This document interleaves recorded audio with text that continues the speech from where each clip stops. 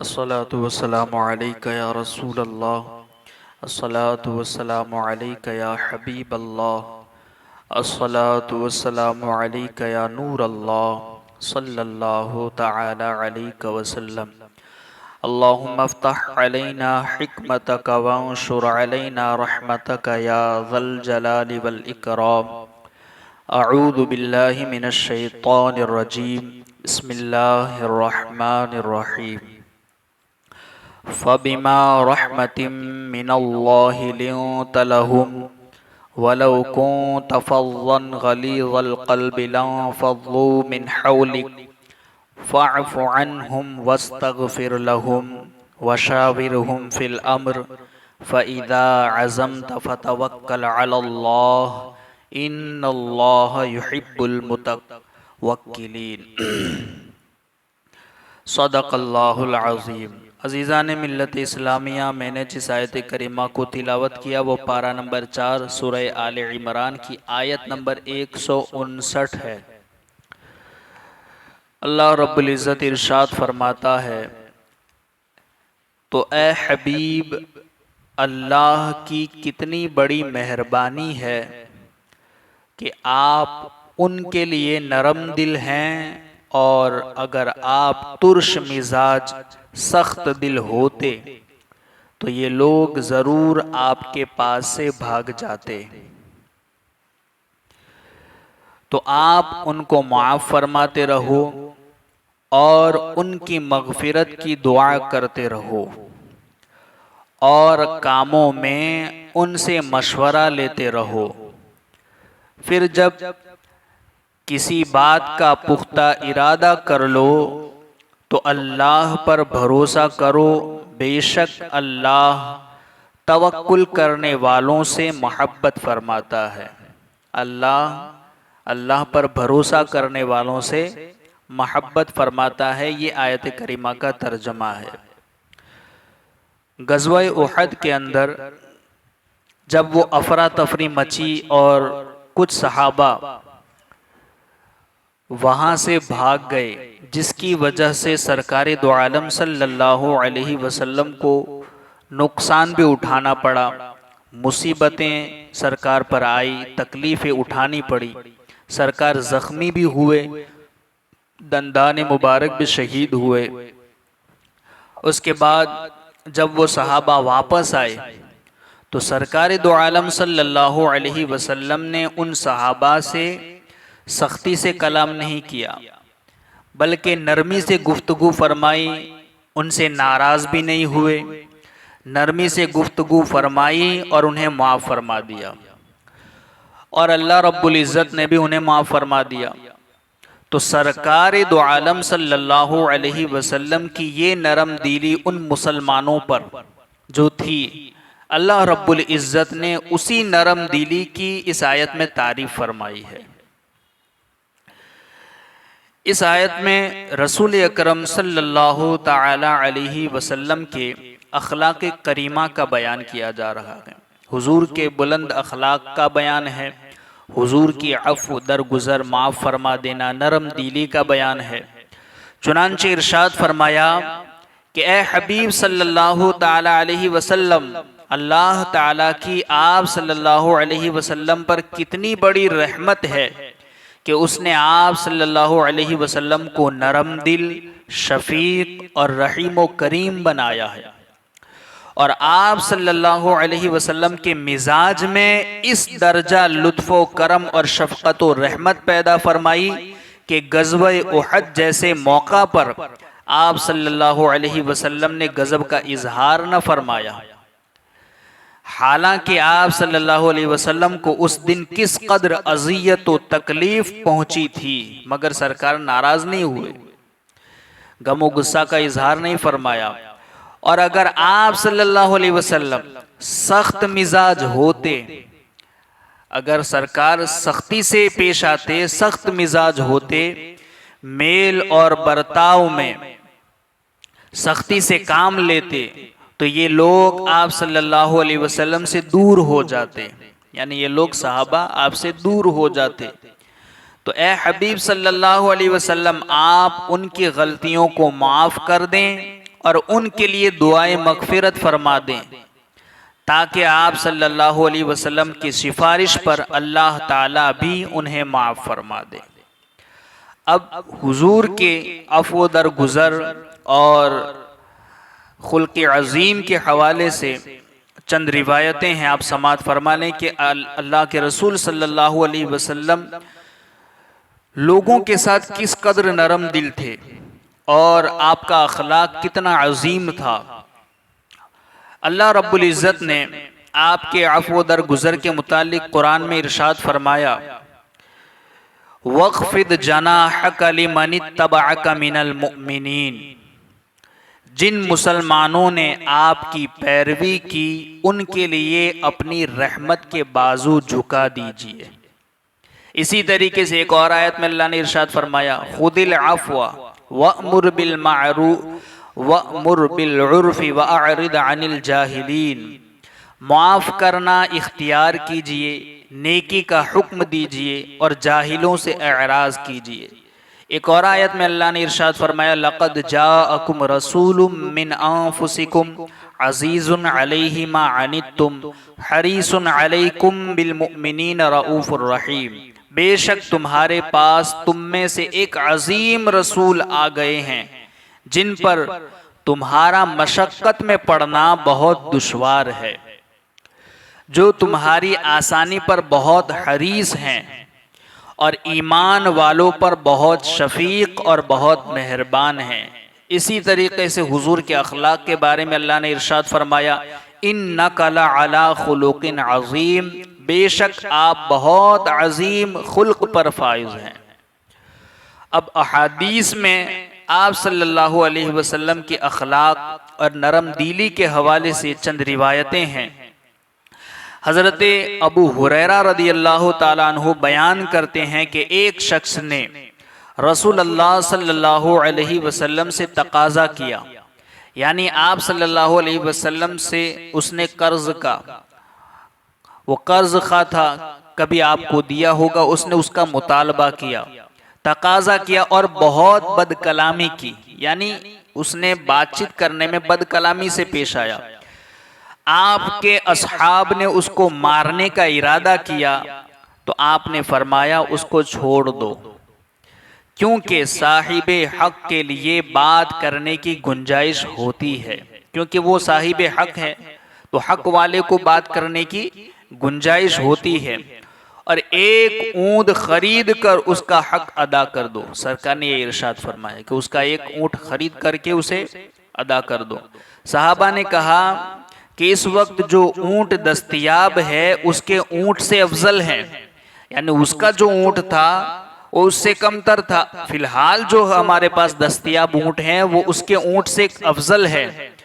तो आपने फरमाया वही खरीद कर उसको अदा कर दो, क्योंकि तुम में से बेहतरीन शख्स वो है जो कर्ज अच्छी तरह अदा करे, यानी अच्छा ऊंट देने का सरकार ने हुक्म इरशाद फरमाया। अगर वो शख्स कोई मुसलमान एराबी था जो सरकार के साथ बदकलामी से पेश आया, अगर तो वो कोई मुसलमान था, एराबी था, तो बदकलामी का मतलब ये है कि उसने कर्ज की वापसी का सख्ती से मुतालबा किया, यानी कर्ज सख्ती से वापस मांगा। और अगर वो कोई यहूदी या काफिर था तो इस बदकलामी से मतलब ये है कि उसने कोई कुफरिया कलाम भी हो सकता है कि कहा हो। बहरहाल सरकार दो आलम सल्लल्लाहु अलैहि वसल्लम ने बदकलामी के बावजूद उसे अच्छा कर्ज अदा, हक अदा किया उसका। इसी तरीके से उर्वा बिन जुबैर बयान करते हैं कि जंगे बद्र में कुरैश की शिकस्त के बाद, यानी बद्र के अंदर जब वो लोग मक्का के काफिर कुरैश के लोग शिकस्त खा गई, उसके बाद उमैर बिन वहब और सफवान बिन उमैया हतीम काबा के अंदर बैठे हुए बातें कर रहे थे। शिकस्त खाने के बाद जब वो मक्का पहुंचे तो हतीम काबा जो है वो हतीम के अंदर बैठ करके उमैर बिन वहब और सफवान बिन उमैया, ये दोनों हजरत वहां बैठकर उस जंग के हवाले से बातें कर रहे थे। उमैर बिन वहब कुरैश के शैतानों में से एक बड़ा शैतान था और वो सरकार दो आलम सल्लल्लाहु अलैहि वसल्लम के असहाब को बहुत ईजा पहुंचाया करता था, तकलीफें पहुंचाता था सहाबाई किराम को। मक्का में आपने और आपके असहाब ने उससे बहुत तकलीफें उठाई। उमैर का बेटा वहब बिन उमैर बद्र के कैदियों में था, यानी जो कैदी 70 कैदी जो बद्र के अंदर पकड़े गए थे, मुसलमान जिन्हें कैदी बना करके ले आए थे, उन कैदियों में उमैर बिन वहब का बेटा भी था। उसका बेटा जिसका नाम वहब बिन उमैर, तो वो भी था। उन्होंने मकतूली ने बद्र का जिक्र किया। वो जो दो बातें कर रहे थे, सफवान बिन उमैया और उमैर बिन वहब, तो इन्होंने उन मकतूलीन का भी जिक्र किया जो बद्र में कत्ल किए गए थे। तो उसका जिक्र हुआ। उसके बाद सफवान ने कहा, खुदा की कसम, उनके बाद अब जिंदा रहने में कोई भलाई नहीं है। यानी जो कत्ल किए गए उनका तस्करा हुआ। उसके बाद इसने कहा कि अब जीने में कोई भलाई नहीं है, खुदा की कसम उनके बाद अब जिंदा रहने में कोई भलाई नहीं है। तो उमैर ने कहा, तुमने सच कहा, खुदा की कसम अगर मैंने कर्ज न देना होता जिसकी मेरे पास गुंजाइश नहीं है और मुझे अपने बाल बच्चों के जाये हो जाने का खदशा न होता, तो मैं अभी रवाना होता और मोहम्मद सल्लल्लाहु अलैहि वसल्लम को कत्ल करके आता। तो सफवान ने इस बात पर कहा, उसको गनीमत जाना और कहा कि तुम्हारे कर्ज का मैं जामिन हूं, तुम्हारे बाल बच्चे मेरे बाल बच्चों के साथ रहेंगे और जब तक वो जिंदा रहेंगे उनका खर्च मैं उठाऊंगा। इस मुआहिदे के बाद उमैर ने अपनी तलवार को जहर में डुबोया और वो मदीना पहुंच गया। हजरत उमर बिन खत्ताब सहाबा के साथ बैठे हुए जंगे बद्र के मुतालिक बातें कर रहे थे। अचानक हजरत उमर ने देखा कि उमैर बिन वहब मस्जिद के दरवाजे पर गले में तलवार लटकाए हुए खड़ा हुआ है। हजरत उमर ने कहा, अल्लाह का ये दुश्मन जरूर किसी शर की नीयत से आया है। जंगे बद्र के दिन यही शख्स फितने की आग भड़का रहा था। फिर हजरत उमर रसूलुल्लाह सल्लल्लाहु ताला अलैहि वसल्लम के पास गए और कहा कि अल्लाह के नबी, ये अल्लाह का दुश्मन उमैर बिन वहब है, ये तलवार लटकाए हुए आया है। आपने फरमाया उसको मेरे पास ले आओ। हजरत उमर उसको लेकर आए, उसकी गर्दन से उसकी तलवार की पेटी पकड़ ली, यानी तलवार पकड़ करके उसको लेकर आए और सरकार दो आलम सल्लल्लाहु अलैहि वसल्लम के पास बिठा दिया। सरकार ने इरशाद फरमाया, ए उमर उसको छोड़ दो। उमैर से कहा, मेरे करीब आओ। हजरत उमर से कहा उसे छोड़ दो और उमैर बिन वहब से कहा कि अब तुम मेरे पास मेरे करीब आ जाओ। उसने कहा, सुब्ह बखैर, यानी ये जमाने जाहिलियत का एक सलाम होता था, तो उसने उस जमाने जाहिलियत के एतबार से सलाम किया।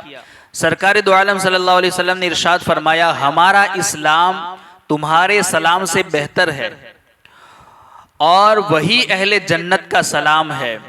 आपने उससे पूछा, ए उमैर तुम किस लिए आए हो? उसने कहा, आपके पास जो हमारे कैदी हैं उनके मुतालिक ये कहने आया हूं कि आप उन पर एहसान करें। आपने फरमाया, फिर तुम्हारे गले में ये तलवार कैसी है? यानी जब उससे पूछा गया कि किस इरादे से आए हो, तो उसने कहा कि मैं ये कहने आया हूं कि जो आपके पास हमारे कैदी हैं उन कैदियों के साथ आप एहसान करें। तो जब उसने ये कहा तो सरकार ने फिर पूछा कि फिर अगर इसलिए आए हो कि एहसान करें तो फिर गले में तलवार कैसी है?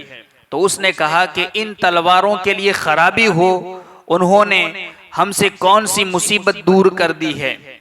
आपने फरमाया, क्या तुम सच कह रहे हो? तुम इसीलिए आए हो? उसने कहा, खुदा की कसम मैं इसीलिए आया हूं। आपने फरमाया, नहीं।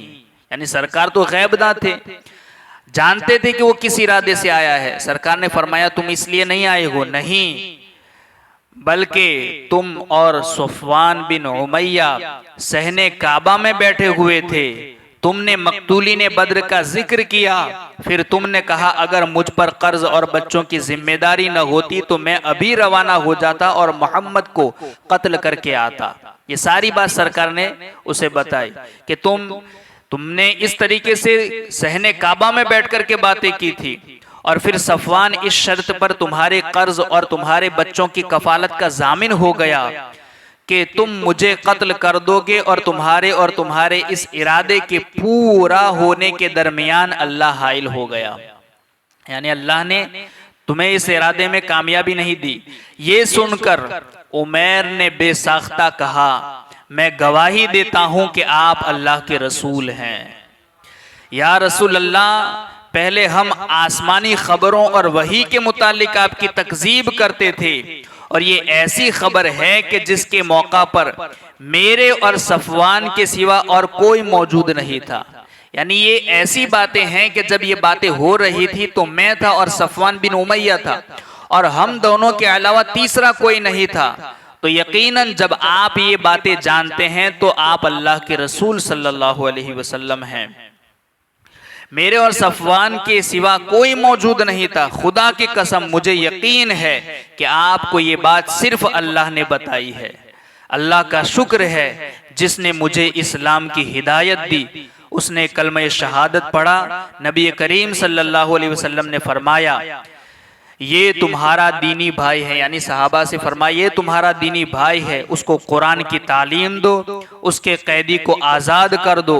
फिर हजरत उमैर बिन वहब मक्का चले गए और इस्लाम की तबलीग करने लगे। यानी आए थे सरकार को कत्ल करने के इरादे से, मगर सरकार दो आलम सल्लल्लाहु अलैहि वसल्लम ने उनकी दिल की दुनिया को पलट दिया। वो खुद मुसलमान हो गए। अब इस्लाम की तबलीग की खातिर वो मक्का गए। जिस तरह पहले वो मुसलमानों पर जुल्म करते थे, अब मुशरिकीन के खिलाफ तेग बेनियाम रहते हैं। यानी कि अब वो उनकी तलवार मुशरिकीन पर बरसती है और उनकी तबलीग से बहुत लोग मुसलमान हो गए। ये सरकार दो आलम सल्लल्लाहु अलैहि वसल्लम ने उस शख्स को जो आपको कत्ल करने के इरादे से आया था, न बल्कि उसे सिर्फ न माफ फरमाया बल्कि माफ भी कर दिया, मुसलमान भी बनाया, और फिर उन्होंने सरकार दो आलम सल्लल्लाहु अलैहि वसल्लम के दीन की तबलीग भी फरमाई। इस हदीस से मालूम हुआ कि जो शख्स रसूल अल्लाह सल्लल्लाहु अलैहि वसल्लम को कत्ल करने के इरादे से जहर में बुझी हुई तलवार लेकर के आया, वह आपकी नरमी और हुस्न अखलाक को देखकर न सिर्फ मुसलमान हुआ बल्कि इस्लाम का एक अजीम मुबल्लिग बन गया। इसी तरीके से हजरत हुजूर सैयद आलम सल्लल्लाहु अलैहि वसल्लम ने जो मुनाफिकों का सरदार अब्दुल्ला इब्ने उबै इब्ने सुलूल, उसकी जब नमाज जनाजा पढ़ाने के लिए सरकार तशरीफ ले गए, जब उन्हें बुलाया गया सरकार को तो वो गए। जब रसूलुल्लाह सल्लल्लाहु अलैहि वसल्लम उसकी नमाज जनाजा पढ़ाने के लिए खड़े हुए तो हजरत उमर कहते हैं कि मैं दौड़ करके आपके पास गया। यानी ये रिवायत हजरत उमर कर रहे हैं कि सरकार दो आलम सल्लल्लाहु अलैहि वसल्लम को अब्दुल्ला इब्ने उबै की नमाज जनाजा के लिए बुलाया गया। सरकार जब वहां तशरीफ ले गए तो मैं दौड़ करके गया और मैंने कहा, या रसूलल्लाह, क्या आप इब्ने उबै की नमाज जनाजा पढ़ा रहे हैं? हालांकि इसने फुला दिन ये और ये कहा था कि मदीना पहुंचकर इज्जत वाले जिल्लत वालों को निकाल देंगे, और ये कहा था जो लोग आपके साथ हैं जब तक वो आपका साथ छोड़ न देंगे उस वक्त तक उन पर खर्च न करो। और हजरत आयशा रदी अल्लाह ताला अन्हा पर बदकारी की तोहमत लगाई थी जिससे आपको सख्त रंज पहुंचा था। आपसे कहा था अपनी सवारी दूर करो, मुझे इससे बदबू आती है। और जंग उहद में ऐन लड़ाई के वक्त अपने 300 साथियों को लेकर लश्कर से निकल गया था। यानी उस मुनाफिक की जितनी भी बातें थी सारी बातें सरकार दो आलम सल्लल्लाहु अलैहि वसल्लम को हजरत उमर बता रहे हैं कि उसने फुला मौका पर ये किया था। उसने हजरत आयशा पर भी तोहमत लगाई थी। उसने ऐन जंग के मौका पर जंग उहद से वो अपने साथियों को लेकर के भाग गया था। उसने आपकी सवारी की भी तौहीन की थी। तो सरकार दो आलम सल्लल्लाहु अलैहि वसल्लम से जब ये कह रहे थे, मैं आपको ये तमाम बातें गिनवाता रहा, रसूलुल्लाह सल्लल्लाहु अलैहि वसल्लम ने तबस्सुम फरमाकर कहा, यानी हंसते हुए तबस्सुम फरमाया और कहा, अपनी राय को रहने दो।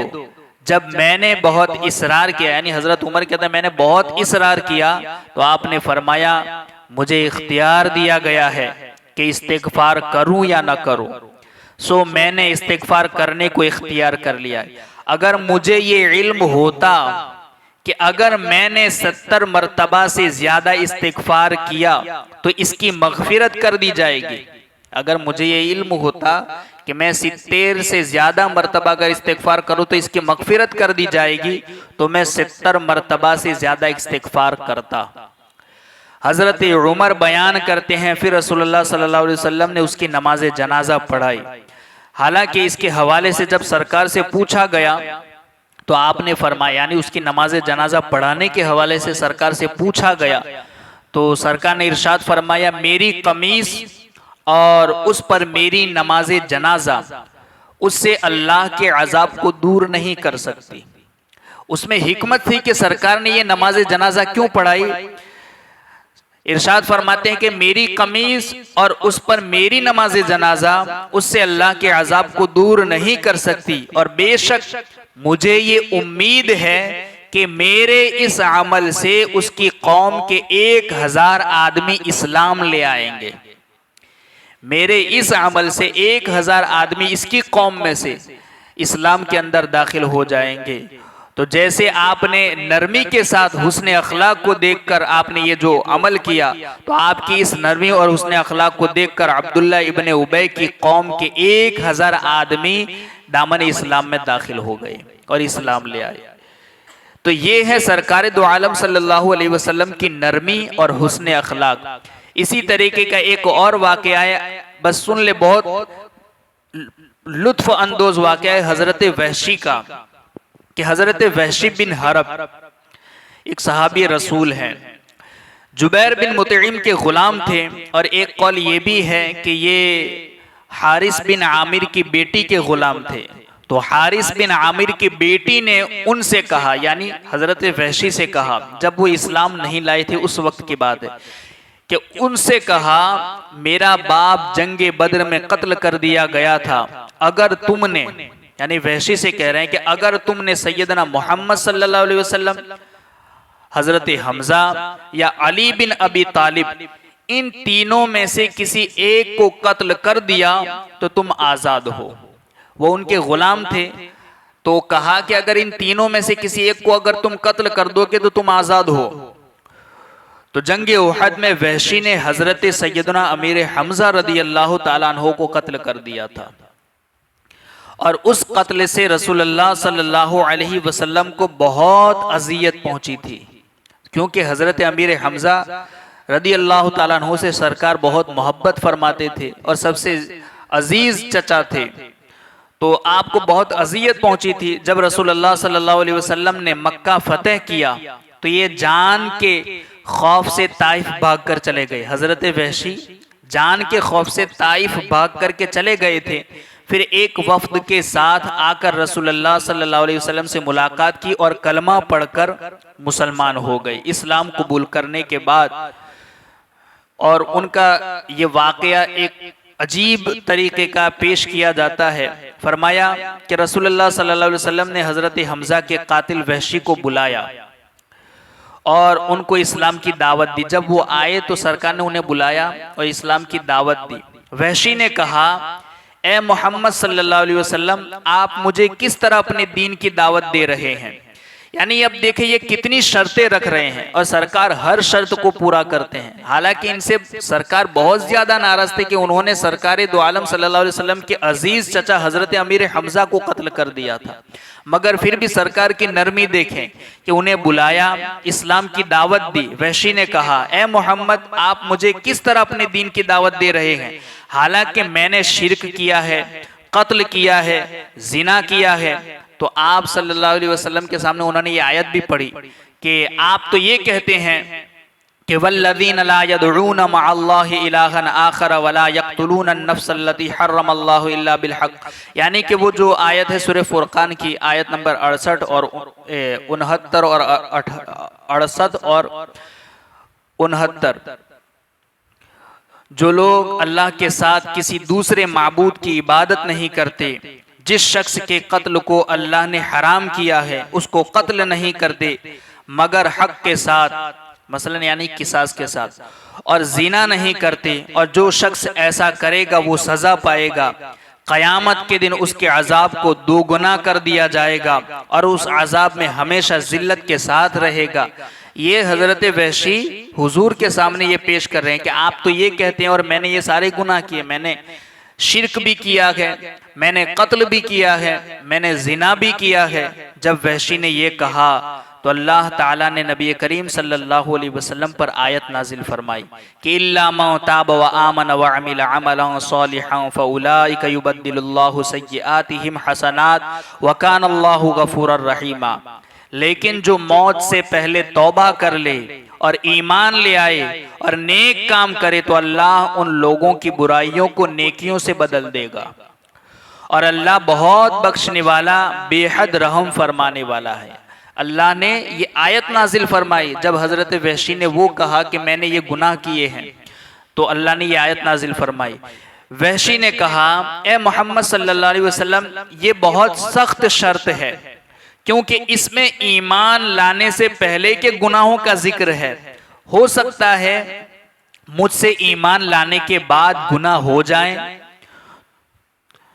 तो फिर ईमान लाने के बाद अगर मेरी बख्शिश न हो तो फिर मेरे ईमान लाने का क्या फायदा। उन्होंने ये कहा कि इसमें तो ईमान लाने के पहले का के गुनाहों का भी जिक्र है, अगर मैं ईमान लाने के बाद भी मुझसे गुनाह हो जाए और ईमान लाने के बाद मेरी बख्शिश न हो तो फिर ईमान लाने का फायदा क्या। तब अल्लाह ने फिर आयत नाजिल फरमाई, इन्नल्लाह ला यगफिरु अन युश्रक बिही व यगफिरु मा दून ज़ालिका लिमन यशा। बेशक अल्लाह अपने साथ शरीक किए जाने को नहीं बख्शता और उसके अलावा जो गुनाह हो उसे जिसके लिए चाहता है बख्श देता है। शिर्क का गुनाह अल्लाह नहीं बख्शता, मगर उसके अलावा के जो गुनाह है अल्लाह जिसके लिए चाहता है उसे बख्श देता है। वहशी ने कहा, ए मोहम्मद सल्लल्लाहु अलैहि वसल्लम, इस आयत में तो मगफिरत अल्लाह के चाहने पर मौकूफ है, यानी अल्लाह तो ये कह रहा है कि जिसे चाहता है उसके गुनाह बख्श देता है। तो यहाँ तो अल्लाह के चाहने पर मौकूफ है। हो सकता है अल्लाह ताला मुझे बख्शना न चाहे, फिर मेरे ईमान लाने का क्या फायदा। तब अल्लाह ताला ने फिर आयत नाजिल फरमाई, कुल या इबादियल्लज़ीना असरफू अला अंफुसिहिम ला तक़नतू मिर रहमतिल्लाह इन्नल्लाह यगफिरुज़्ज़ुनूब जमीआ इन्नहू हुवल गफूरुर रहीम। कि आप कहिए, ए मेरे बंदो जो अपनी जानों पर ज्यादतियां कर चुके हो, अल्लाह की रहमत से मायूस न हो, बेशक वही बहुत बख्शने वाला बेहद रहम फरमाने वाला है। वहशी ने कहा, अब मुझे इत्मीनान हुआ। यानी ये सारी चीजें हो गई, कितनी शर्तें रखी। जब उन्होंने कहा कि मुझसे ये गुनाह हुए हैं, सरकार ने फिर भी दावत दी। फिर उन्होंने कहा कि मुझसे ये गुनाह हुए हैं, तो सर अल्लाह रब्बुल इज़्ज़त ने आयत नाजिल फरमा दी कि जिनसे इस्लाम लाने से पहले गुनाह हो चुके, ईमान लाने के बाद अल्लाह उन्हें बख्श देता है। फिर उन्होंने कहा अगर ईमान लाने के बाद मुझसे गुनाह हो जाए और फिर मेरी बख्शिश ना हो, तो फिर अल्लाह ताला ने आयत नाजिल फरमाई कि अल्लाह ताला सिर्फ एक गुनाह, शिर्क के गुनाह को बख्शता नहीं, उसके अलावा जो गुनाह है वो अल्लाह ताला जिसके लिए चाहता है बख्श देता है। फिर उन्होंने शर्त लगाई कि ये तो अल्लाह के चाहने पर मौकूफ है, हो सकता है अल्लाह मुझे बख्शना न चाहे। तो फिर अल्लाह ने आयत नाजिल फरमाई कि अल्लाह के बंदो, अल्लाह की रहमत से मायूस न हो, अल्लाह बेहद रहम फरमाने वाला है। फिर वहशी ने कहा कि अब मुझे इत्मीनान हुआ। फिर उन्होंने कलमा पढ़ा और मुसलमान हो गए। सहाबा ने पूछा कि ये बशारत क्या सिर्फ वहशी के लिए है या सब के लिए है। अल्लाह के रसूल से पूछा क्या ये बशारतें सिर्फ उनके लिए हैं या सबके लिए हैं, तो आपने फरमाया ये सबके लिए है। हजरत इब्ने अब्बास बयान करते हैं कि वहशी ने अमान तलब करके जब आए और फिर रसूलुल्लाह सल्लल्लाहु अलैहि वसल्लम से इस्लाम कबूल करने के मुतालिक यही शराइत पेश किए, तो आपने यही जवाबात दिए। गौर फरमाइए, अब यहाँ गौर करने का मकाम ये है कि रसूलुल्लाह सल्लल्लाहु अलैहि वसल्लम उस शख्स की एक एक शर्त को पूरी करके और उसका एक एक नाज उठाकर उसको कलमा पढ़ा रहे हैं। यानी उससे इतने सख्त नाराज भी है सरकार कि हजरत वहशी ने हजरत अमीर हमजा जो कि सरकार के सबसे चहीते थे उन्हें कत्ल कर दिया था। अगर हमारी तरह कोई होता तो हमारे चचा को अगर किसी ने कत्ल कर दिया होता और वो हमारे पास आता तो हम उसे रास्ता दिखाना तो दूर की बात है, हम उससे कई सालों तक बात भी न करते।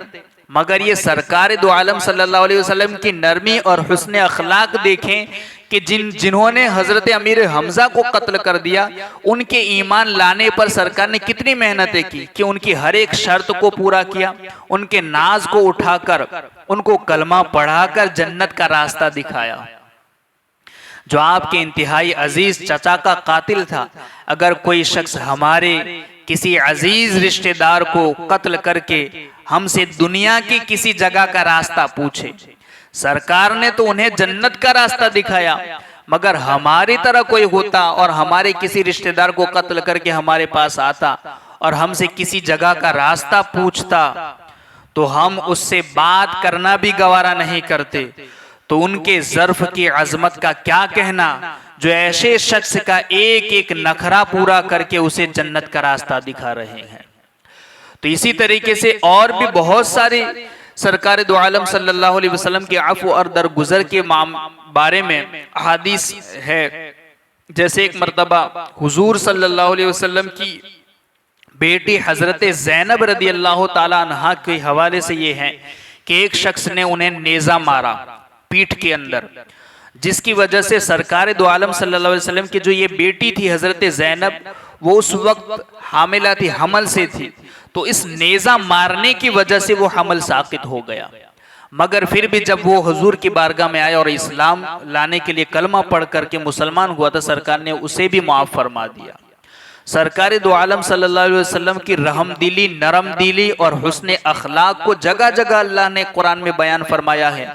और अहादीस के अंदर बहुत से ऐसी वाक़यात और ऐसी रिवायतें मौजूद हैं जो सरकार दो आलम सल्लल्लाहु अलैहि वसल्लम के अफ़्व और दरगुजर और खुल्क़ अज़ीम पर दलालत करते हैं। अल्लाह रब्बुल इज़्ज़त की बारगाह में दुआ है कि अल्लाह रब्बुल इज़्ज़त हमें भी खुल्क़ अज़ीम का पैकर बनाए और सरकार दो आलम सल्लल्लाहु अलैहि वसल्लम के तरह रहम दिल, एक दूसरे के साथ रहम दिली और नरमी से पेश आने की अल्लाह तौफीक अता फरमाए। ये आयत की एक जुज़ पर गुफ्तगू हुई है, अभी इसके 3-4 जुज़ और हैं। जैसा कि इसमें है वशाविरहुम फिल अम्र, मशवरा तलब करो मामलात के अंदर, अल्लाह पर भरोसा करना, तवक्कुल करना।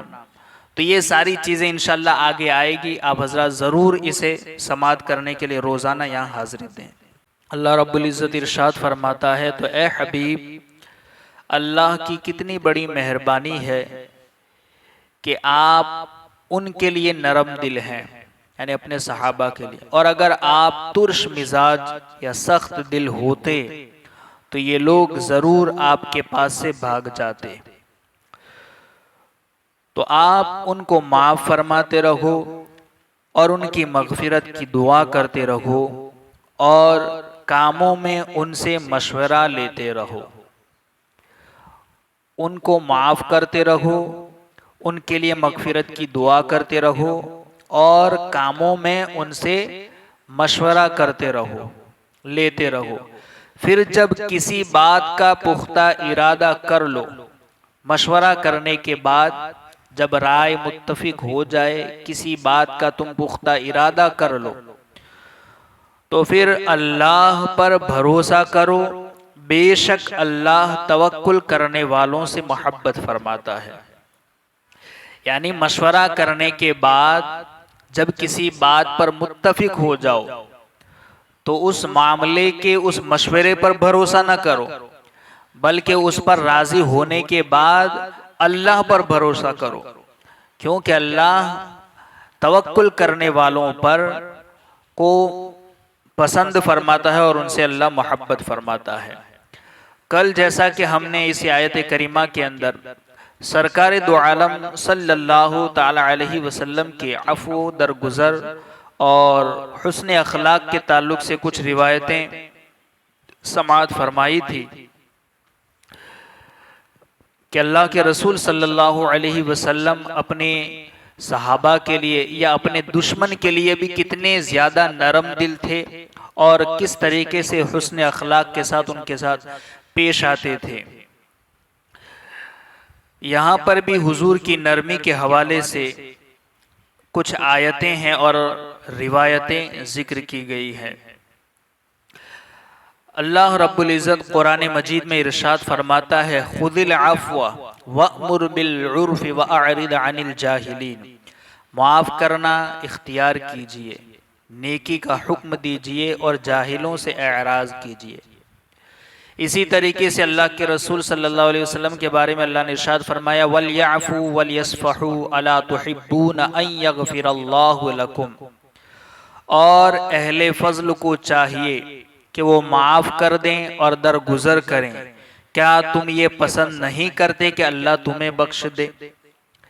इसी तरीके से एक और आयत में है, वल्लज़ीन यज्तनिबून कबाइरल इस्मि वल फ़वाहिश व इज़ा मा ग़ज़िबू हुम यग़फ़िरून। जो लोग कबीरा गुनाहों और बेहयाई के कामों से बचते हैं, यानी बड़े गुनाह से और हर बेहयाई वाले काम से जो अपने आप को महफूज रखते हैं, बचते हैं, जब वो गज़बनाक हो तो माफ़ कर देते हैं। और वो लोग जब गुस्सा होते हैं और माफ़ कर देते हैं, व जज़ाउ सय्यअतिन सय्यअतुम मिस्लुहा फमन अफ़ा व अस्लह फ़अज्रुहु अलल्लाह। बुराई का बदला उसी की मिस्ल बुराई है, फिर जो माफ़ कर दे और इस्लाह करे तो उसका अज्र अल्लाह के ज़िम्मे करम पर है।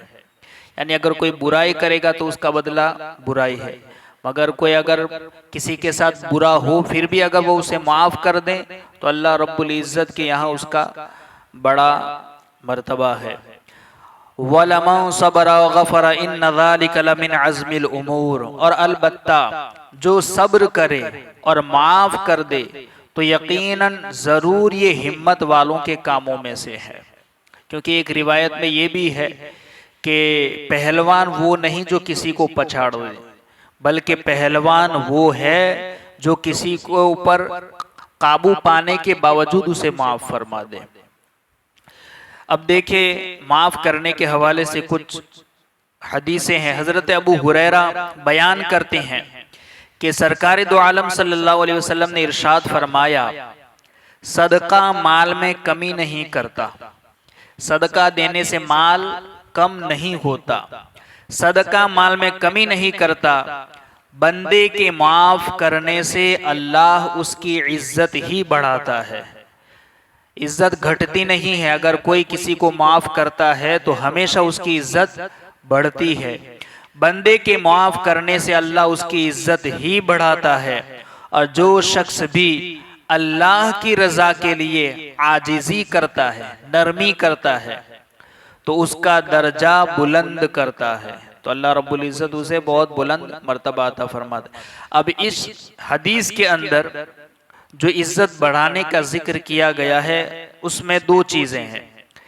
एक ये कि जिसका कसूर माफ किया जाएगा, जिसने गलती की है या जिसने आपको तकलीफ पहुंचाई है, अगर आप उसे माफ कर दें या उसका कसूर माफ कर दें तो उसके दिल में माफ करने वाले की इज्जत बढ़ जाती है।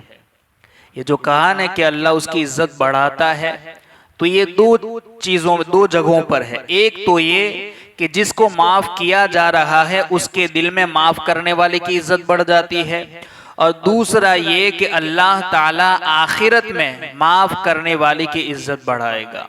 कल क़यामत के दिन जब हर कोई रुस्वा हो रहा होगा, ऐसे हालात में अल्लाह माफ करने वाले की इज्जत को बढ़ाता है। एक और रिवायत में हजरत अबू हुरैरा बयान करते हैं कि नबी करीम सल्लल्लाहु अलैहि वसल्लम ने इरशाद फरमाया, जो शख्स नरमी से महरूम रहा वो खैर से महरूम रहा। हजरत आयशा बयान करती हैं कि रसूलुल्लाह सल्लल्लाहु अलैहि वसल्लम ने फरमाया, अल्लाह ताला रफ़ीक है और रिफ़्क़ को और नरमी को पसंद फरमाता है। यानी अल्लाह रफ़ीक है और नरम दिल, नरमी करने वाले को और नरमी को, आजिज़ी, इनकिसारी को पसंद फरमाता है। वो नरमी की वजह से इतनी चीज़ें अता फरमाता है जो सख्ती की वजह से या किसी और वजह से अता नहीं फरमाता। यानी नरमी अगर किसी के साथ की जाए तो नरमी की वजह से अल्लाह ताला बहुत सी चीज़ें अता फरमाता है, इतनी चीज़ें किसी और वजह से अल्लाह अता नहीं फरमाता। हज़रत अबू हुरैरा बयान करते हैं कि सरकार ने इरशाद फरमाया, वो शख्स बड़ा पहलवान नहीं है जो लोगों को पछाड़ दे, बड़ा पहलवान तो वो है जो शख्स गुस्सा के वक्त खुद को काबू में रख सके, यानी जो गुस्से पर काबू कर ले वो पहलवान है। इसी तरीके से अल्लाह के रसूल सल्लल्लाहु अलैहि वसल्लम ने जगह जगह इसकी फजीलतें बयान फरमाई है। हज़रत आयशा सिद्दीक़ा रज़ियल्लाहु ताला अन्हा बयान करते हैं कि जब भी रसूलुल्लाह सल्लल्लाहु अलैहि वसल्लम को दो चीज़ों के दरमियान इख्तियार दिया जाता तो आप उनमें से ज़्यादा आसान चीज़ को इख्तियार फरमाते। जब भी किसी चीज़ में इख्तियार होता तो सरकार आसानी को इख्तियार फरमाते, बशर्ते कि वो गुनाह न हो। अगर वो गुनाह होता या अल्लाह की नाफरमानी होती या अल्लाह के ताल्लुक से कोई बात होती तो सरकार बहुत ज़्यादा गज़बनाक होते थे, बशर्ते कि वो गुनाह न हो। और अगर वो गुनाह होता तो आप सबसे ज़्यादा उससे दूर रहने वाले थे। रसूलुल्लाह सल्लल्लाहु अलैहि वसल्लम ने कभी अपनी ज़ात के लिए इंतकाम नहीं लिया, कभी भी। पूरी ज़िंदगी सरकार की देखें, आप सल्लल्लाहु अलैहि वसल्लम ने कभी भी अपनी ज़ात के लिए इंतकाम नहीं लिया, बल्कि जो भी आपके पास आया, अगर कोई आपको कत्ल करने के इरादे से भी आया, आपने उसे भी माफ़ फरमा दिया। एक शख्स सरकार दो आलम सल्लल्लाहु अलैहि वसल्लम के पास आया, सरकार ने चादर मुबारक अपने दोनों कंधों पर डाली हुई थी और वो सरकार की बारगाह में आकर इतनी जोर से उसने चादर को खींचा कि जिसकी वजह से सरकार की गर्दन पर निशान आ गया और सख्ती से उसने मुतालबा किया। सरकार दो आलम सल्लल्लाहु अलैहि वसल्लम मुस्कुराए और उसे कुछ नहीं कहा, बल्कि उसने जिस चीज़ का मुतालबा किया सरकार ने उसे अता फरमाने का हुक्म दे दिया। यानी हमेशा सरकार ने कभी अपनी ज़ात के लिए इंतकाम नहीं लिया है, इल्ला ये अलावा इसके कि कोई शख्स अल्लाह की हुदूद की खिलाफ वर्जी करे। अगर अल्लाह की हुदूद को कोई तोड़ता तो सरकार उसके लिए गजबनाक होते थे। जब कुफ्फार ने आपके सर पर पत्थर मारकर आपका खून बहाया तो आपने दुआ की कि अल्लाह मेरी कौम को हिदायत दे। आपका खून बहाया गया तब भी सरकार ने उनके लिए दुआए हिदायत फरमाई। जब किसी ने आपको सख्ती से आवाज दी या जिसने आपकी चादर को इस जोर से खींचा कि आपकी गर्दन में निशान पड़ गया और उसने आपसे कहा आप मुझे अपने माल या अपने बाप के माल से नहीं देते, तो आप हंसे, मुस्कुराए और उसको माल देने का हुक्म दे दिया। उसमें नबी सल्लल्लाहु अलैहि वसल्लम के सब्र, हिल्म और हक को कायम करने और दीन पर तसल्लुब करने की दलील है और यही आपका खुल्क़े हसन है, यानी खुल्क़े अज़ीम है। क्योंकि अगर आप अल्लाह की हुदूद को कायम न करते तो इससे दीन में ज़ौफ़ होता, दीन कमज़ोर पड़ जाता। और अगर आप अपने नफ्स का इंतकाम लेते तो ये सब्र और हिल्म के खिलाफ होता। अगर सरकार अपनी ज़ात का इंतकाम लेते तो ये भी सब्र के खिलाफ होता। आपने इन दोनों मज़मूम तरीक़ों को तर्क किया और बीच वाला रास्ता इख्तियार फरमाया। इसके अलावा आयत का एक हिस्सा ये भी है जिसमें यह कहा गया कि तो आप उनको माफ़ कर दें और उनके लिए इस्तिग़फ़ार करें और अहम कामों में उनसे मशवरा लें। ये तीन चीज़ें आयत के अंदर जिक्र की गई कि आप उन्हें माफ़ भी कर दें, उनके लिए मग़फ़िरत की दुआ भी करें और उनसे मशवरा भी तलब करें। तो आयत में अल्लाह ताला ने नबी सल्लल्लाहु अलैहि वसल्लम को मुसलमानों पर नरमी और शफ़क़त करने का ये जो हुक्म दिया है कि पहले आपको ये हुक्म दिया कि जंग उहद में जिन मुसलमानों से तक़सीर हो गई है, कोताही हो गई है, आप उनको पहले माफ़ कर दें। फिर हुक्म दिया, फिर आपको ये हुक्म दिया कि आप उनके लिए अल्लाह से इस्तिग़फ़ार करें, उनकी मग़फ़िरत की दुआ करें और शफ़ाअत तलब करें। और जब वो उस दर्जा पर पहुंच जाए, यानी उनको आप माफ़ भी कर दें, अल्लाह से आप उनकी मग़फ़िरत भी तलब कर लें, और जब वो वहाँ पहुंच जाए तो अल्लाह ताला उनको माफ़ फरमा दे और ये अहम कौमी मामलात में मशवरा देने के अहल हो जाएं तो फिर आप उनसे मशवरा करें। यानी ये सहाबा जब वहां पहुंच जाएं कि अल्लाह भी उनको माफ फरमा दे और किसी अहम मामलात के अंदर वो मशवरा देने के काबिल भी हो जाएं, तो फिर आप अहम मामलात में उनसे मशवरा भी तलब करें। मशवरे का मतलब ये है कि किसी मामलात के अंदर बाज लोगों की राय लेना और फिर इस पर गौर व फिक्र करना कि किसकी राय कुरान और सुन्नत के मुताबिक है या हिकमत और मौका महल के एतबार से मुनासिब हो, फिर उस पर अमल किया जाए। तो मशवरा लेना ये इस वजह से भी हुक्म दिया गया, माज़अल्लाह ऐसा नहीं कि सरकार दो आलम सल्लल्लाहु अलैहि वसल्लम किसी के मशवरे के मोहताज थे। अल्लाह रब्बुल इज़्ज़त इस चीज़ पर कादिर है कि वो अपने महबूब को वही के ज़रिए किसी हर चीज़ के आगाह फरमा देता है, मगर ये इसलिए हुक्म दिया गया ताकि सहाबा को अपने मर्तबे की बुलंदी पता चले। और अरब का एक कल्चर ये भी था कि वो फ़ख्र को पसंद करते थे, तो जब उनसे मशवरा किया जाएगा तो उन्हें अपने मर्तबे की बुलंदी का पता चलेगा, तो उन्हें खुशी महसूस होगी। दूसरा ये कि आप मशवरा इसलिए भी करें ताकि बाद वाले आपकी इस सुन्नत पर अमल करने का उन्हें मौका मिल जाए। खुद अल्लाह रब्बुल इज़्ज़त खालिक़े कायनात है, मगर उसने भी इंसान को पैदा करने से पहले, हज़रत आदम की तख्लीक से पहले फरिश्तों से मशवरा किया। तो मशवरा लेना चाहिए, मशवरा करना ये सुन्नत इलाही भी है और सुन्नत रसूल भी है। देखिए, मशवरे के ताल्लुक से हदीस के अंदर आया है कि सरकार दो आलम सल्लल्लाहु अलैहि वसल्लम ने इरशाद फरमाया, जिसने इस्तिखारा किया वो नामुराद नहीं होगा और जिसने मशवरा किया वो नादिम नहीं होगा, वो कभी शर्मिंदा नहीं होगा, और जिसने मियाना रवी की वो कंगाल नहीं होगा, यानी जिसने दरमियान का रास्ता इख्तियार किया वो कभी कंगाल नहीं होगा। इसी तरीके से एक और हदीस में है कि जो शख्स किसी काम का इरादा करे और उसमें किसी मुसलमान शख्स से मशवरा करे तो अल्लाह ताला उसको दुरुस्त काम की हिदायत दे देता है। कोई भी काम करना हो, दीनी हो या दुनियावी हो, तो आप अपने मामलात के अंदर जो आपका दीनी रहनुमा हो या किसी से भी जो आपके खैर का हो, उससे मशवरा तलब करना चाहिए। तो मशवरा करने से काम में बरकतें हासिल हो जाती हैं और अल्लाह उस काम को पूरा करने की दुरुस्त हिदायत अता फरमाता है। इसी तरीके से अब ये जो मैंने कहा कि सरकार को अल्लाह ने मशवरा देने का हुक्म क्यों दिया, तो इसमें बाज लोगों का इख्तिलाफ है।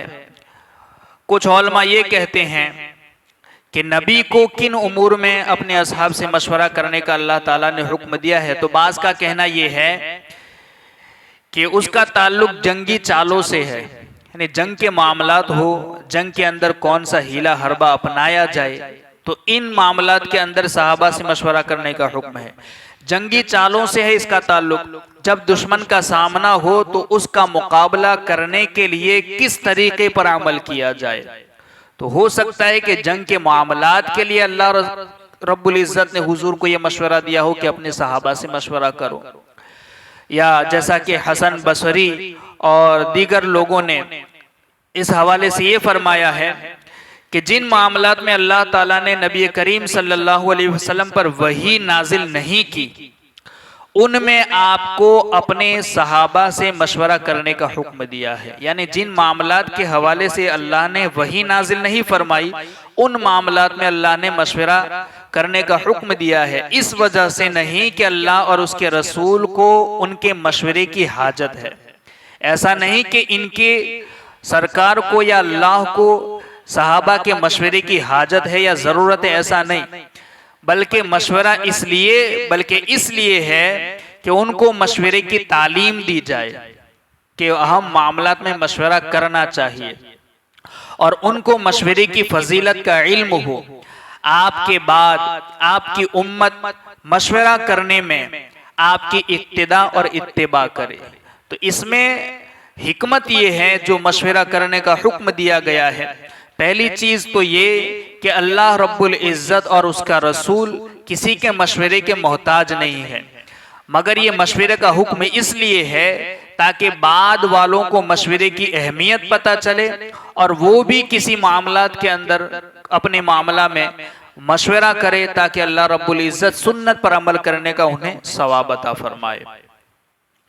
अब मशवरा किनसे लेना चाहिए, तो इस हवाले से मशवरा उस शख्स से तलब करना चाहिए जो आलिमे दीन हो, साहिबे फहमो फिरासत हो, जो अच्छी सूझबूझ रखता हो। और जब किसी ऐसे शख्स से मशवरा लिया जाए और वो इस मसला का सही हल मालूम करने की पूरी कोशिश करे, यानी मशवरा जिससे लिया जा रहा है वो उस मामले को हल करने की पूरी कोशिश भी करता है, उसके बावजूद अगर उसको खता लाहिक हो जाए, अगर उसकी राय बराबर न भी हो, यानी राय पर अमल करने से नतीजा न भी हासिल हो, खता लाहिक हो जाए, तो उसको मलामत नहीं की जाएगी।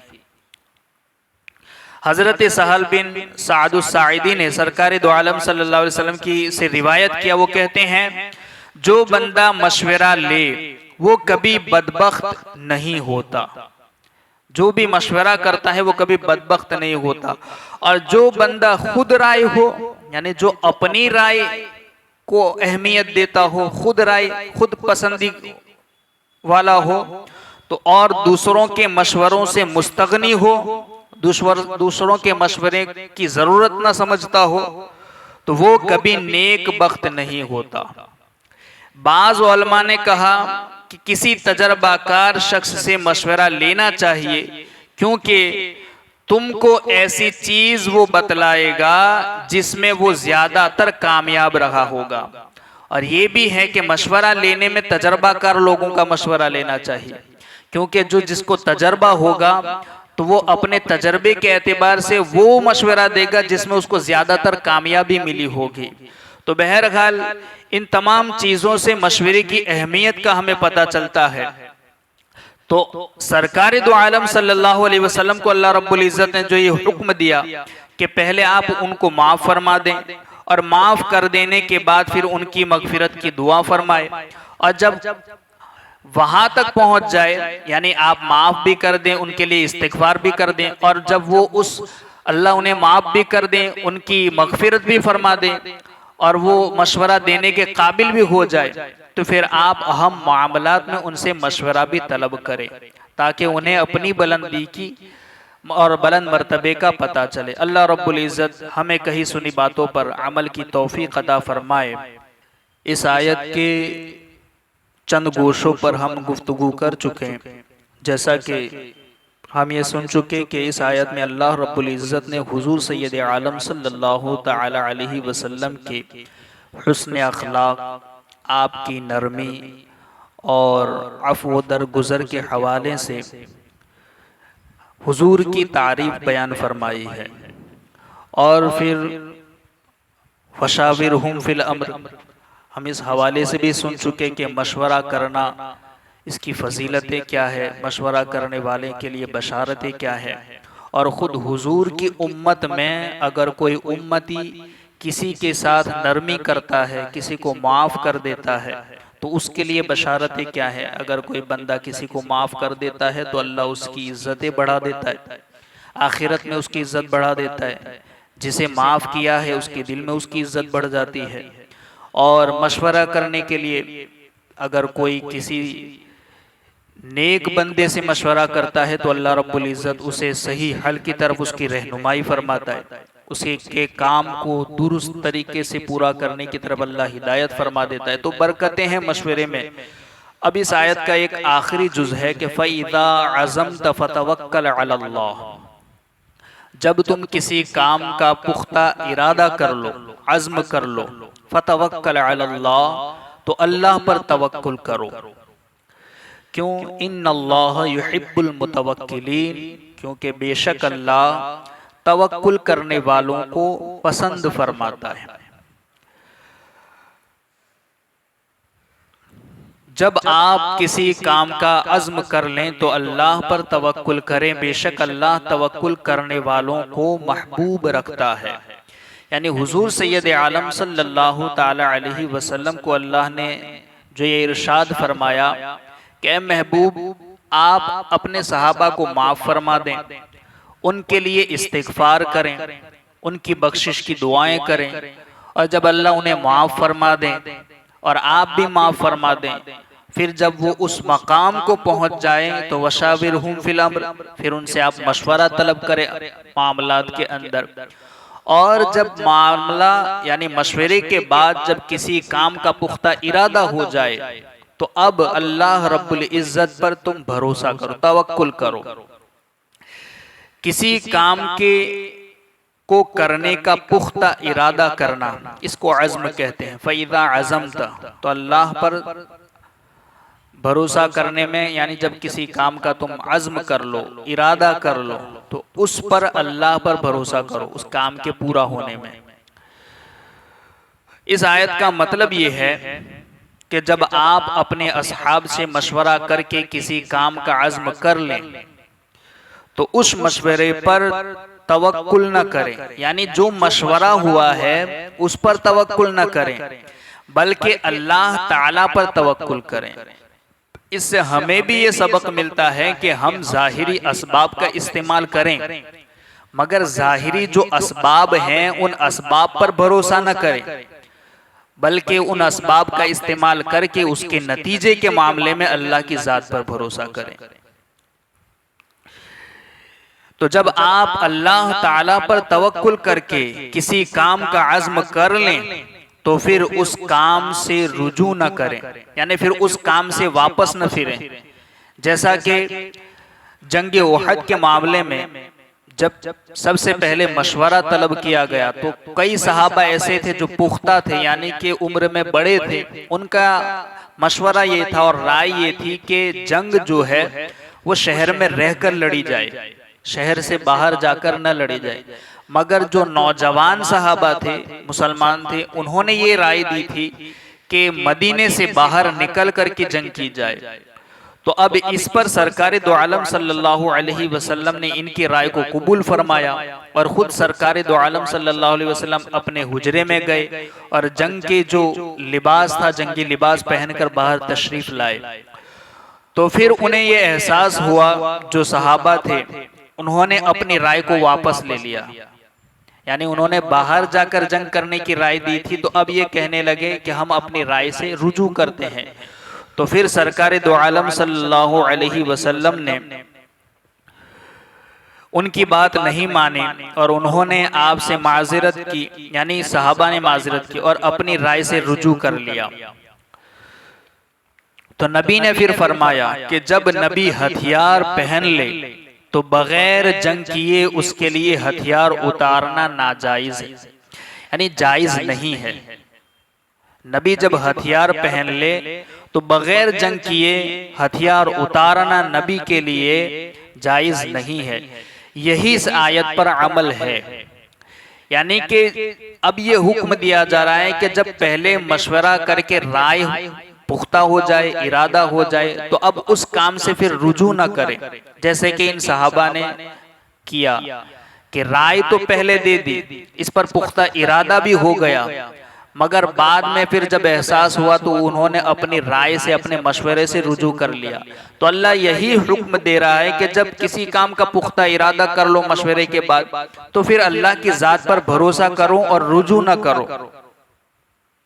जब आपने मुसलमानों से मशवरे के बाद अल्लाह पर तवक्कुल करके किसी काम का अज़्म कर लिया है तो फिर उससे रुजू न करें, उस काम को कर डालें, उस काम को कर डालें। अब तवक्कुल का मतलब ये है कि इंसान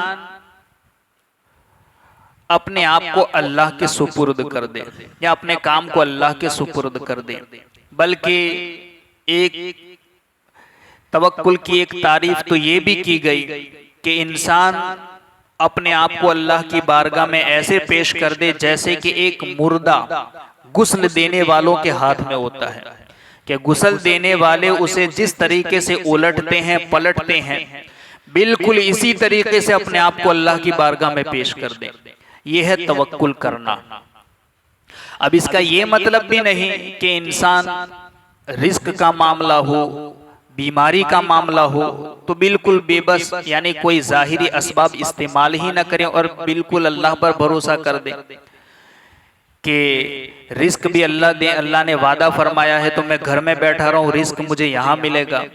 बीमार है मगर उसका इलाज नहीं करता कि शिफा देने वाला अल्लाह है तो मुझे यहीं पर शिफा मिलेगी, ऐसा नहीं। अल्लाह ने जो ज़ाहिरी असबाब तुम्हारे लिए पैदा फरमाए हैं उन ज़ाहिरी असबाब को इस्तेमाल करो और इस्तेमाल करने के बाद फिर अल्लाह की ज़ात पर भरोसा करो। ये है तवक्कुल का मतलब। अब हजरत इमाम मोहम्मद बिन मोहम्मद गिजाली फरमाते हैं कि जब इंसान पर यह मुनकशिफ हो जाए, जाहिर हो जाए, वाज़े हो जाए कि अल्लाह ताला के सिवा कोई हकीकी फाइल नहीं, यानी बिगड़ी बनाने के मामले में हो, रिस्क देने के मामले में हो, कोई भी चीज हो, हकीकी फाइल कौन है? अल्लाह। तो जब उसे ये मालूम हो जाए कि हकीकी फाइल अल्लाह है, उसके सिवा कोई नहीं, तो खल्क हो या रिस्क हो, यानी पैदा, किसी को पैदा करने का मामला हो या रिस्क देने का मामला हो, देना हो या रोकना हो, जिंदा करना हो या मारना हो, गिना हो या फक्र हो, यानी किसी को मालदार करना हो, किसी को तंगदस्त करना हो, यानी गरीबी हो या मालदारी हो, हर चीज अल्लाह ताला के इख्तियार में है। तो फिर वो अपनी जरूरतों में गैर की तरफ नहीं देखेगा। जिसे अल्लाह की जात पर भरोसा हो जाए और जिसे ये पता चल जाए कि हर चीज अल्लाह के इख्तियार में है, बंदे के इख्तियार में नहीं है, कोई भी चीज हो, चाहे रिस्क का मामला हो कि गिना का मामला हो, फक्र का हो, देना हो या किसी से रुकना हो, हर चीज अल्लाह के इख्तियार में है। तो जब उसे ये पता चल जाए तो वो बंदा फिर किसी गैर की तरफ नहीं देखेगा, बल्कि हर चीज अल्लाह की बारगाह में आकर के वो तलब करेगा।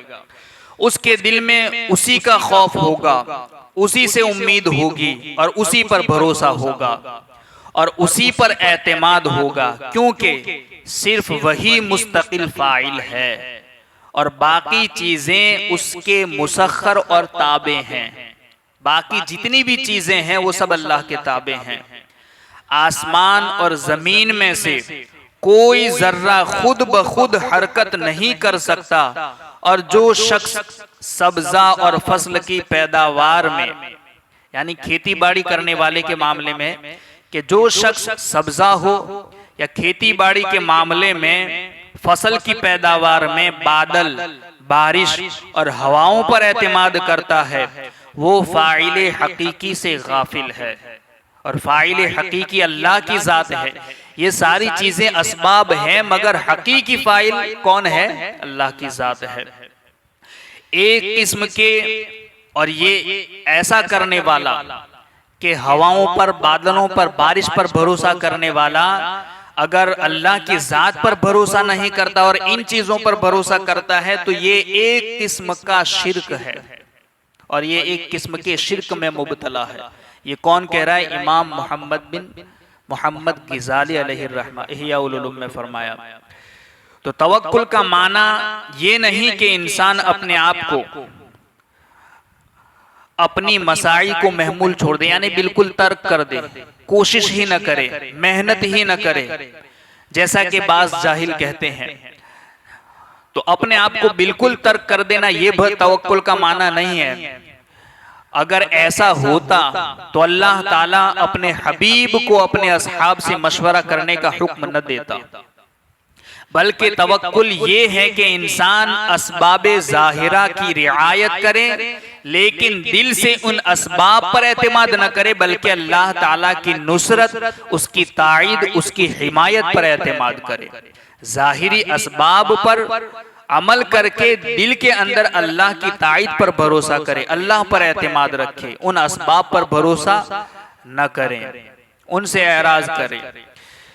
इसी तरीके से तवक्कुल करने वालों की फजीलत के हवाले से हदीस पाक में आया है कि हजरत उमर बिन खत्ताब बयान करते हैं कि सरकार दो आलम सल्लल्लाहु अलैहि वसल्लम ने इरशाद फरमाया कि अगर तुम अल्लाह पर कमा हक़्क़हू, तवक्कुल करो, भरोसा करो, एतमाद करो, तो तुमको इस तरह रिस्क दिया जाएगा जिस तरह परिंदों को रिस्क दिया जाता है।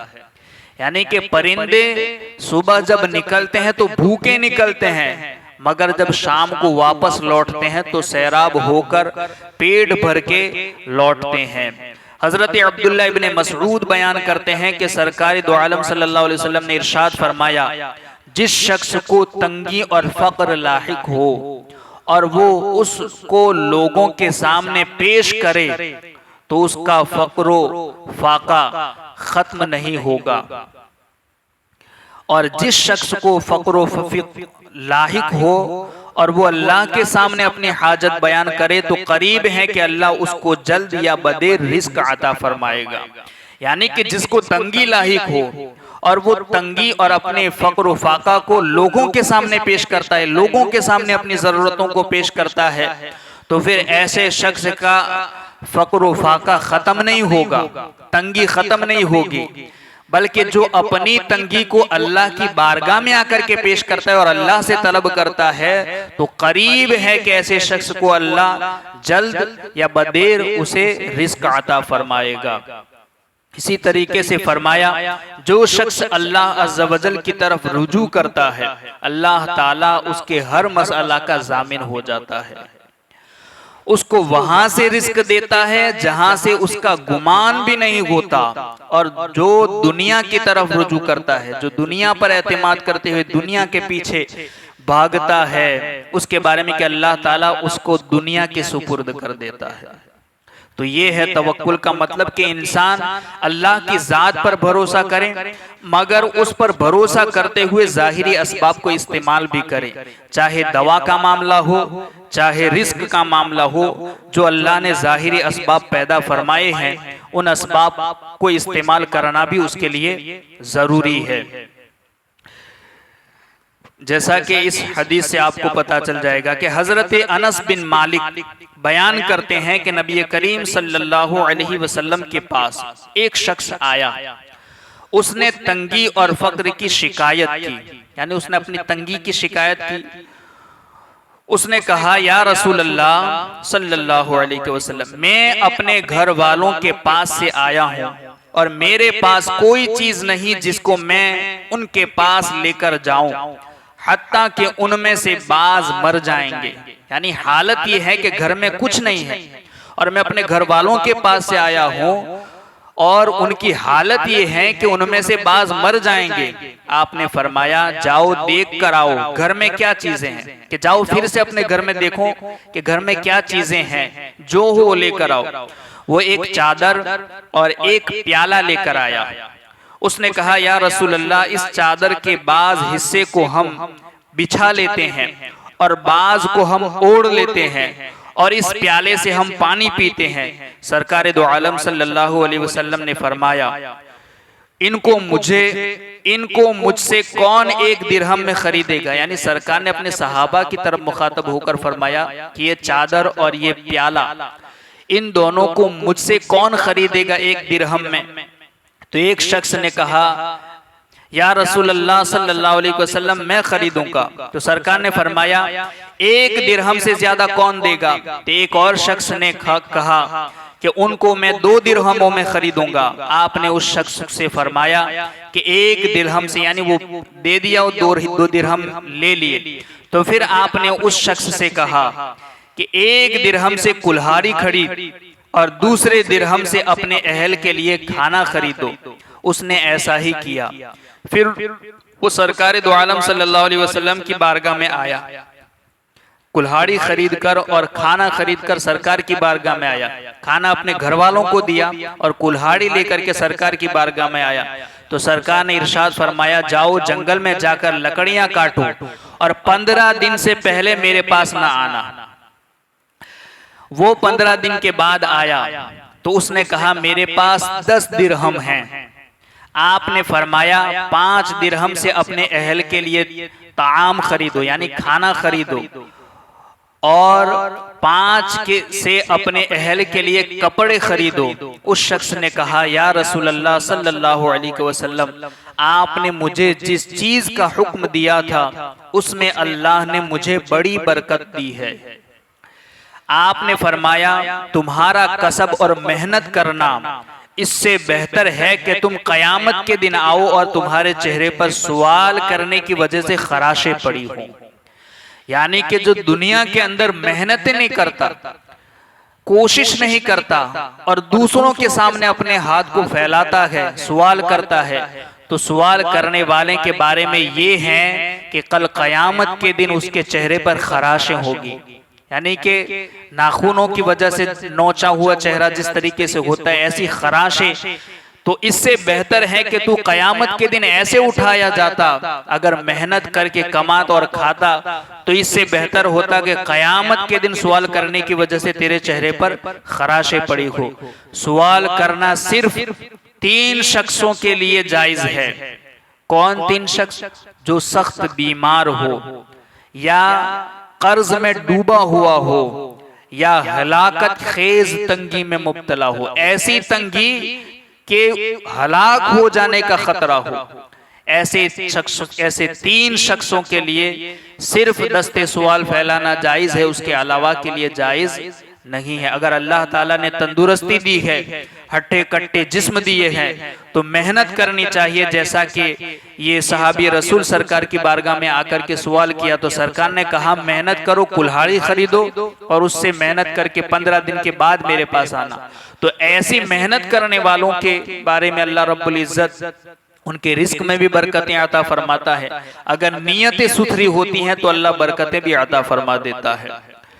इसी तरीके से हजरत उसामा बिन शरीक, यानी अब इलाज का मामला हो, बीमारी का मामला हो, अगर कोई बीमार हो, एक रिवायत में ये भी है कि हजरत उसामा बिन शरीक रदी अल्लाह ताला अन्हु बयान करते हैं कि अराब ने पूछा, या रसूल अल्लाह, क्या हम दवा नहीं किया करें? तो आपने फरमाया, हाँ ए अल्लाह के बंदो, इलाज करो, क्योंकि अल्लाह ताला ने एक बीमारी के सिवा हर बीमारी की दवा बनाई है। एक बीमारी के अलावा जितनी भी दुनिया में बीमारी है, अल्लाह रब्बुल इज्जत ने हर बीमारी की दवा को पैदा फरमाया है, या फरमाया उसकी शिफा रखी है। पूछा, या रसूल अल्लाह अलैहिस्सलातु वस्सलाम, वो कौन सी बीमारी है जिसका इलाज नहीं? फरमाया, वो बुढ़ापा है, यानी बुढ़ापे का कोई इलाज नहीं है। उसके अलावा जो बीमारियां, हर चीज का अल्लाह रब्बुल इज्जत ने इलाज पैदा फरमाया है। इसी तरीके की एक रिवायत ये भी है कि अबू खुजामा अपने वालिद से रिवायत करते हैं कि मैंने अर्ज किया, या रसूल अल्लाह, ये बताइए कि हम जिस दवा से इलाज करते हैं और जिन औरात से दम करते हैं, जिस आड़ से अपने आप को बचाते हैं, क्या उनमें से कोई चीज अल्लाह की तकदीर को बदल सकती है? तो सरकार दो आलम सल्लल्लाहु अलैहि वसल्लम ने इरशाद फरमाया, ये चीजें भी अल्लाह की तकदीर से हैं, यानी तुम्हारा ये करना, इलाज करना, ये भी अल्लाह की तकदीर से हैं। तो इससे पता चला कि हमें चाहे जाहिरी असबाब के हवाले से बीमारी का मामला हो या रिस्क का मामला हो, अल्लाह ने जो जाहिरी असबाब पैदा फरमाए हैं, उन जाहिरी असबाब का इस्तेमाल करना भी चाहिए और उसके बाद फिर अल्लाह की ज़ात पर भरोसा करना चाहिए। ऐसा नहीं कि अल्लाह ने कह दिया कि रिस्क, वल्लाहु खैरुर राज़िकीन, रिस्क देने वाली ज़ात अल्लाह की है, तो बंदा फिर रिस्क के लिए बाहर भी ना निकले, बल्कि कोशिश करनी चाहिए। जैसा कि कहा गया कि रिस्क को तलाश करने के लिए जमीन में फैल जाओ और रिस्क तलाश करो। इसके अलावा अल्लाह का फजल तलाश करने के लिए जमीन में फैल जाओ। जगह जगह अल्लाह ने ये इरशाद फरमाया है, तो कोशिश भी करनी चाहिए। जैसा कि खाना अगर सामने रखा हो, अगर इंसान हाथ से उसे उठाए भी ना, लुकमा मुंह तक लाए भी ना, उस लुकमे को दांतों से चबाए भी ना, तो वो लुकमा पेट में जाएगा कैसे? हाथ से लाना भी पड़ेगा, मुंह में चबाना भी पड़ेगा, तब जाकर के पेट में जाएगा और उसके बाद पेट भरेगा। तो जो जाहिरी असबाब है उनको इस्तेमाल करना चाहिए, मगर ज़ाहिरी असबाब पर भरोसा न करें, इन मामलात में अल्लाह की ज़ात पर भरोसा करें। चाहे नफ़ा का मामला हो, चाहे नुकसान हो, कोई भी चीज़ हो, हम ज़ाहिरी असबाब को इस्तेमाल करें, उसके बाद अल्लाह की ज़ात पर भरोसा करें। तो ये है अल्लाह की ज़ात पर भरोसा करने का मामला। अब इन अहादीस से वाज़े हो गया कि खाने पीने की चीज़ों को जमा करना, यानी कि एक चीज़ ये भी है कि भरोसा करने का ये मतलब नहीं कि हम खाने की चीज़ों को जमा भी ना करें। जिन अहादीस में ये मना फरमाया गया कि खाने की चीज़ों को जमा ना करो, जैसा कि हज़रत बिलाल रदी अल्लाह ताला अन्हु के हवाले से एक हदीस में आया है कि हज़रत बिलाल रदी अल्लाह ताला अन्हु ने खजूरों को जमा किया था। तो सरकार दो आलम सल्लल्लाहु अलैहि वसल्लम जब तशरीफ़ ले गए, पूछा कि बिलाल ये क्या है? तो कहा कि मैं खजूरों को जमा करता हूँ, इकट्ठा करता हूँ। तो सरकार ने फरमाया कि क्या तुम ये पसंद करते हो कि ये जमा किया हुआ माल कल क़यामत के दिन जहन्नम का धुआं बने? यानी जो माल जमा किया जाता है कल क़यामत के दिन उसे जला दिया जाएगा। तो इससे मुराद वो माल है जिस माल को जमा करने के बाद उसकी न ज़कात निकाली जाए और उस माल में से अल्लाह की राह में खैरात न किया जाए, वो माल जमा करने से मना किया गया। और इब्तिदाई इस्लाम, यानी जब इस्लाम की इब्तिदाई ज़माना था, उस वक्त तंगी का ज़माना था, इसलिए जमा करने से मना किया गया कि जमा न करो, बल्कि आपके दूसरे भाई जो तंगदस्ती का शिकार है तो आप अपने माल को उन पर खर्च करो ताकि वो भी अपना पेट भर सके। तो उस वक्त ये मना किया गया था। जब बाद में हालात ठीक हुए और माले गनीमत ज्यादा आने लगा, उसके बाद जब सहाबाई किराम ने जमा भी करना शुरू किया तो फिर उससे मना नहीं किया गया। ये जो मना किया गया है वो उस वक्त था जब तंगी का जमाना था। तो आज अगर अपने आप को कोई कल के लिए कोई चीज छोड़ता है और जमा करता है, कुछ लोग ऐसे होते हैं, कहते हैं कि आज खा ले, कल की फिक्र न कर, जमा न कर, कल रिस्क देने वाला अल्लाह है। तो ये है, मगर जमा करने से मना नहीं है। अगर कोई कल के लिए जमा करता है तो ये करना जायज है, दुरुस्त है। इसीलिए कहा गया कि इन हदीस से वाज़े हो गया कि खाने पीने की चीजों को जमा करना और मुस्तकबिल के लिए बस अपने अंदाज तक करना तवक्कुल के खिलाफ नहीं है। ये अल्लाह पर तवक्कुल करने के खिलाफ नहीं है जमा करना, बल्कि ये भी जायज है। तवक्कुल के सिलसिले में यहाँ बात मुकम्मल होती है। और जो आजकल बनावटी सूफियों ने तवक्कुल का जो मतलब बयान किया है, उन जाली दरवेशों ने तवक्कुल का जो गलत मफहूम मशहूर कर रखा है, कुरान मजीद की आयतें और हदीस सहीहा और आसार सहाबा की रोशनी में उन सारी चीज़ों को का बतलान वाज़े हो जाता है। तो तवक्कुल का सही माना और मफहूम यही है कि अल्लाह ताला की ज़ात पर भरोसा किया जाए, इस एतबार से कि ज़ाहिरी असबाब को इस्तेमाल किया जाए। अल्लाह रब्बुल इज़्ज़त कही सुनी बातों पर हम सबको अमल की तौफीक अता फरमाए। अल्लाहुम्मा रब्बना नव्विर क़ुलूबना बिल क़ुरआन व ज़य्यिन अख़लाक़ना बिल क़ुरआन व नज्जिना मिनन नार बिल क़ुरआन व अदखिलना फिल जन्नति बिल क़ुरआन। अल्लाहुम्मा रज़ुक़ना तिलावतल क़ुरआन, अल्लाहुम्मा हदिना हिदायतल क़ुरआन, अल्लाहुम्मा रब्बना आतिना शफ़ाअतल क़ुरआन व सल्लल्लाहु तआला अला खैरि ख़ल्क़िही व नूरि अर्शिही मुहम्मदिन व अला आलिही व अस्हाबिही अजमईन बिरहमतिका या अरहमर राहिमीन।